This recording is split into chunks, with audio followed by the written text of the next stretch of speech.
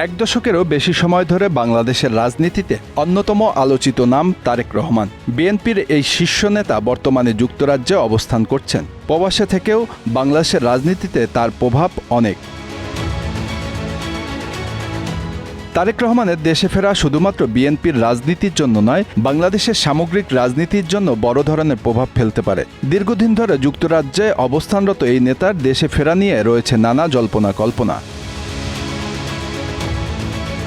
মূলত গত ৫ আগস্ট বিএনপির প্রধান প্রতিপক্ষ আওয়ামী লীগের সভাপতি ও প্রধানমন্ত্রী শেখ হাসিনা ছাত্র আন্দোলনের মুখে দেশ ত্যাগ করেছেন এবং একই দিন রাতে বিএনপি চেয়ারপারসন বেগম খালেদা জিয়া রাষ্ট্রপতির ক্ষমায় মুক্ত হয়েছেন। ওই দিন নিষেধাজ্ঞা ভেঙে গণমাধ্যমে তারেক রহমানের বক্তব্য প্রচার করা হয়েছে।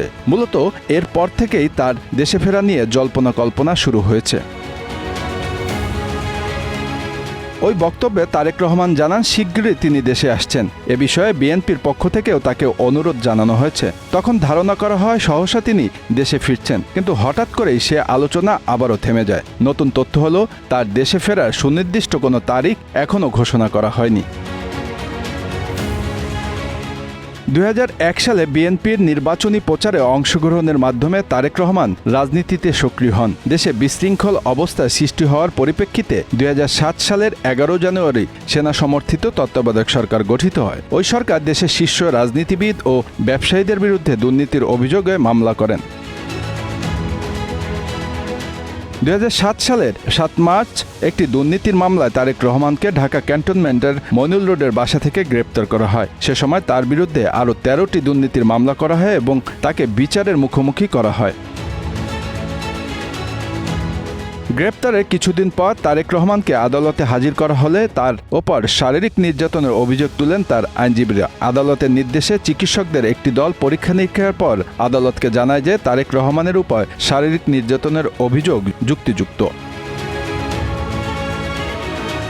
এক পর্যায়ে আদালত রিমান্ডে নেওয়ার আদেশ শিথিল করেন এবং তারেক রহমানকে ঢাকা কেন্দ্রীয় কারাগারের পরিবর্তে বঙ্গবন্ধু শেখ মুজিবুর রহমান মেডিকেল বিশ্ববিদ্যালয় হাসপাতালে হস্তান্তর করা হয়।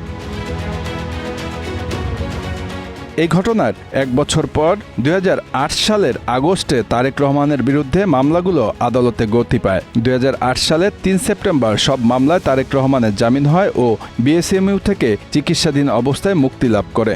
এরপর ওই বছরের ১১ সেপ্টেম্বর রাতে তিনি উন্নত চিকিৎসার জন্য যুক্তরাজ্যে যান। তখন থেকেই সপরিবারে লন্ডনে আছেন তারেক রহমান। এর মধ্যে ২০০৯ সালের ৮ ডিসেম্বর বিএনপির পঞ্চম জাতীয় কাউন্সিলে তিনি দলের সিনিয়র ভাইস চেয়ারম্যান নির্বাচিত হন। বিএনপি চেয়ারপারসন খালেদা জিয়া ২০১৮ সালের ৮ ফেব্রুয়ারি দুর্নীতির মামলায় সাজাপ্রাপ্ত হলে ওই দিনই কারাবন্দী হন। এরপর থেকে দলের ভারপ্রাপ্ত চেয়ারম্যানের দায়িত্ব পালন করছেন তারেক রহমান। লন্ডনে থাকলেও বিএনপির চলে তার নেতৃত্বেই। দেশের মাটিতে তার প্রত্যাবর্তনকে ঘিরে তৈরি হয়েছে নানা প্রশ্ন। তারেক রহমানের দেশে ফেরা নিয়ে বিএনপির ভেতর ও বাইরে উভয় দিক থেকেই রয়েছে নানা ধরনের আলোচনা। বিএনপির একাংশ মনে করে তার দেশে ফেরা দলের জন্য নতুন দিগন্ত উন্মোচন করবে। অন্যদিকে দলটির অভ্যন্তরীণ সংকটও বাড়তে পারে বলে আশঙ্কা করছেন কেউ কেউ। Bangla affairs news desk.